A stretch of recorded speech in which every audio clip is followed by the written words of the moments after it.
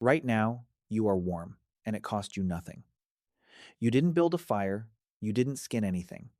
A furnace somewhere in your house just handles it, quietly, without asking for thanks.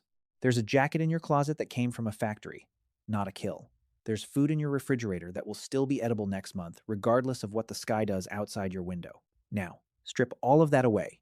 Leave yourself with nothing but bare skin, in a winter cold enough to stop your heart while you slept, with no idea it was even happening. That wasn't a nightmare scenario for your ancestors. That was an ordinary Tuesday, repeated for hundreds of thousands of years. Through actual ice ages, when entire continents disappeared under walls of ice and the air itself could kill an exposed person in a matter of hours. And somehow, every single one of your direct ancestors walked out the other side of that. You exist because of it. Every person in your family line, going back tens of thousands of generations, won a fight against a season that had no mercy built into it whatsoever. So, how? How does a species built for the plains of Africa, thin skinned, nearly hairless, soft in every way that matters against real cold, end up surviving the harshest winters this planet has ever produced? That's the story I want to walk you through, because it's one of the great overlooked survival stories in our entire history, and almost nobody realizes how close we actually came to losing it. Let's be honest about what winter meant back then, because the word barely covers it. At its worst, the last glacial period peaked somewhere between roughly 26,000 and 19,000 years ago. Ice sheets buried huge portions of Europe, Asia, and North America under sheets of ice thick enough to bury mountains. The exposed land in between was flat, wind-scoured, and almost entirely treeless. Food disappeared for months at a stretch, and the human body is simply not built to handle that kind of absence. We evolved in warm climates. Our bodies still behave like it. No thick coat of fur, no blubber layer like a seal, no ability to drop our heart rate and sleep the season away like a hibernating bear. Strip a person down in genuinely brutal cold, and you are talking about a matter of hours before the body starts shutting down permanently. Meanwhile, every other large animal on that frozen landscape came factory equipped for the job. Woolly mammoths carried both fur and thick fat reserves. Cave bears could shut their systems down and sleep through the worst months entirely. Reindeer herds could simply walk to somewhere less lethal. Humans had none of those options built in. On paper, we were the worst equipped large mammal on that entire landscape. Wrong body, wrong environment, worst possible timing. What we did have was a brain built for planning ahead and hands built for making the equipment our bodies were missing. That combination turned out to be just enough. Barely. There was no single invention that saved us. It was a long accumulation of small, deliberate solutions, and each one solved a problem that would otherwise have been fatal. Here's what that accumulation actually looked like. It starts with fire, because nothing else on this list works without it. Humans had already been using fire in a controlled way for a very long stretch of time before the worst cold ever hit, likely somewhere in the range of 300,000 to 400,000 years. By the time the deepest part of the Ice Age arrived, fire wasn't a convenience, it was infrastructure. Archaeologists excavating Ice Age hearths at sites across the Russian plain, including the well-known settlement at Kostenki, expected to find simple ash pits. Instead, they found elaborate, carefully constructed fireplaces, some of which had burned hot enough to exceed 600 degrees measured in Celsius. Well above 1100 degrees on the Fahrenheit scale, most Americans grew up using. When timber ran out on the open steppe, people burned animal fat and bone instead, both of which burn surprisingly well once you know how to coax them. Fire supplied heat, cooked food into something digestible, hardened tools, and stretched the unbearably short daylight hours of a glacial winter into something survivable. It also bought people working hours after dark, time to repair clothing, shape tools, and plan the next hunt instead of simply waiting out the darkness in the cold. Fire alone was not enough, because you cannot carry a fire pit with you across open ground. So the next solution was learning to wear warmth directly, taking heat that used to belong to another animal and putting it on your own body instead. It started simply enough, a hide draped over the shoulders. There is genuinely striking evidence that humans in northern Europe were skinning animals like cave bears, specifically for their pelts, at least 300,000 years ago. We know this from precise cut marks left on paw bones in exactly the spot you would cut if you wanted to remove a hide cleanly and keep the claws attached. A draped hide blocks wind and rain well enough, but it leaks heat through every gap and seam, which is nowhere near sufficient for a genuine ice age. The real breakthrough arrived roughly 30,000 years ago, and it is almost comically small: a sewing needle. A sliver of bone, or ivory, ground down to a fine point, with a tiny hole bored through one end. One archaeologist has argued it may be the single most consequential invention in the entire human story, and it is hard to disagree. A needle means stitched seams, fitted sleeves, layered garments that seal at the wrist and throat instead of flapping open to the wind. A hide thrown over your shoulders and a coat built to your exact measurements are two completely different pieces of technology, and the needle is the tool that turned one into the other. We actually have direct proof of just how far that tailoring went. At a burial site called Sungir, in what is now Russia, archaeologists uncovered bodies covered in thousands of small ivory beads, arranged in precise, repeating lines. At first, the beads looked purely decorative. Once researchers mapped exactly where each one had been sewn, though, the pattern turned out to trace the outline of fitted garments that had long since rotted away.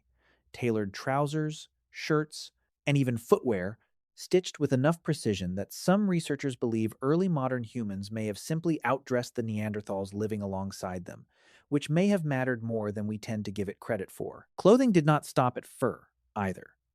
Reindeer and caribou hide cut wind exceptionally well while staying pliable enough for mittens and boots that actually kept water out. Before heading into open cold, hunters would coat their exposed skin, face and neck especially, in rendered animal fat. It sealed pores, trapped a thin layer of warmth against the body, and blocked wind from stripping heat away. Not glamorous. Genuinely effective. Out on bright open snow, there was a second hazard almost nobody thinks about today: snow blindness, caused by sunlight bouncing directly off an endless white surface. Northern hunters solved this by carving narrow slits into bone or wood and tying the pieces over their eyes, cutting the glare down to a manageable level. The very first sunglasses, essentially, carved from bone centuries before glass lenses, existed anywhere. Then there is shelter, and the popular image of a huddled family hiding deep inside a cave is mostly wrong. Across the open steppe of what is now Ukraine and Russia, there were no caves nearby and almost no usable timber, so people built with the one enormous resource lying around everywhere: mammoth remains. At several sites along the Russian plain, archaeologists have found round dwellings constructed almost entirely from mammoth bone and tusk. Skulls and heavy leg bones formed the foundation, ribs and tusks curved upward to build the frame. Some of these structures used well over 100 individual bones. The oldest confirmed examples date back roughly 20,000 years, placed directly in the coldest stretch of the entire glacial period. And the surrounding evidence suggests some of these sites were reused across many generations. The engineering inside those bone houses was smarter than it looks. Many winter shelters used a sunken entryway set noticeably lower than the sleeping area, functioning as what modern builders would call a cold trap. Cold air is heavier than warm air, so it settled into that lowered entrance and stayed there, while warmer air naturally rose toward where the family actually slept. People worked that principle out through pure trial and error, tens of thousands of years before anyone wrote down the physics behind it. Snow itself became another building material, which sounds backward until you have actually stood inside a snow-packed shelter. Snow insulates extremely well. Pack it thick enough around a structure, and the interior can hold steady near the freezing point, even while the outside air drops far below zero. Long before anyone formalized the igloo as a design, people already understood that the space beneath a snowbank ran considerably warmer than the open air above it. Location mattered just as much as construction. Groups settled inside forest cover fared better than groups exposed on open ground, since a stand of trees can cut wind speed dramatically. And for the small gaps and drafts that we would seal today with foam or caulk, Ice Age builders packed in moss, mud, and pine resin, sticky enough to seal a structure tight against the wind. Staying warm keeps you alive for one night. Winter's slower, quieter killer is starvation, and Ice Age people fought that battle with real logistical sophistication. During a major kill, nothing went to waste. Meat was frozen naturally by the cold itself, smoked over fire, or dried into something close to jerky, all of which extended how long it stayed usable. Food was buried in cold storage pits dug straight into permanently frozen ground, and there is solid evidence that some groups weighted large cuts of meat down and submerged them in freezing ponds, essentially inventing refrigeration with nothing but cold water and a rock. None of it depended on electricity or machinery that could break down in a storm, and almost nothing from a kill was ever discarded. A level of efficiency that looks almost alien from inside a culture that throws away a large share of the food it buys. Hunting itself was organized rather than opportunistic.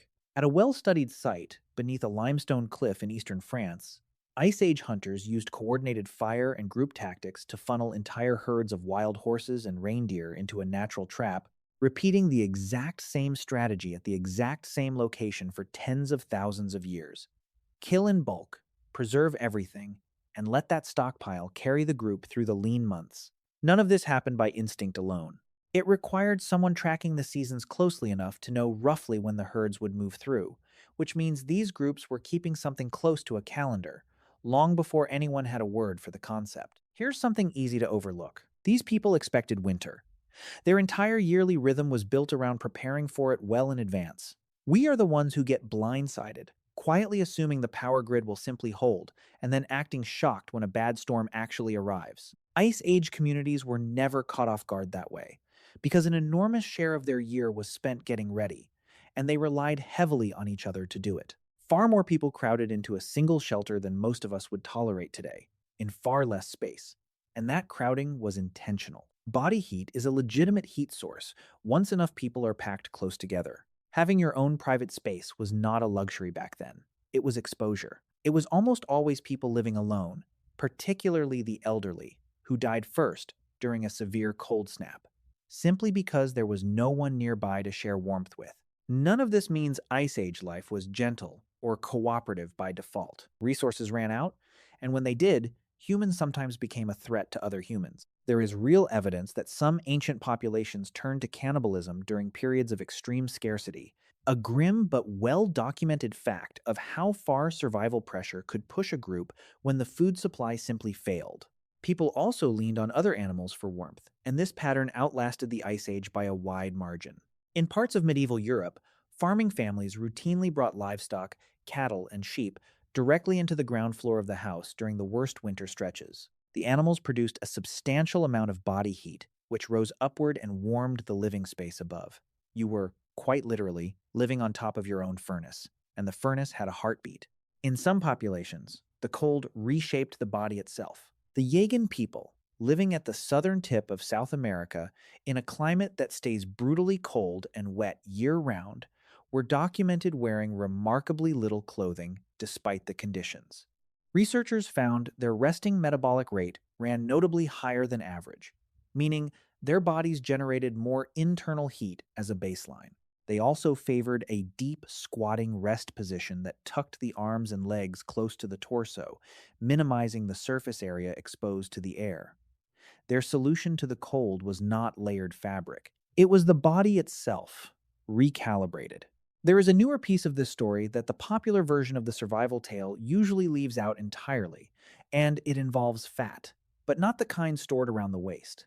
The human body carries a separate type of fat tissue called brown adipose tissue, whose entire job is generating heat directly rather than storing energy for later. Researchers studying populations that work outdoors in serious cold, including outdoor laborers in northern climates and communities near the Arctic Circle, have found measurably higher activity in this tissue compared to people who spend their winters, mostly indoors, suggesting the body can still partially recalibrate itself for cold exposure within a single lifetime, an echo of exactly the kind of adaptation our ancestors likely relied on across many generations. And there is a genetic postscript to all of this that connects surprisingly directly to the present day. Modern humans did not face the Ice Age alone. Neanderthals had already been living in cold Eurasian climates for a very long stretch of time before modern humans arrived, and the two populations interbred. Geneticists studying populations in Siberia and other cold, high-latitude regions today have identified gene variants tied to fat metabolism and blood vessel regulation that trace directly back to that Neanderthal ancestry, variants that appear to help the body manage heat loss in extreme cold more efficiently.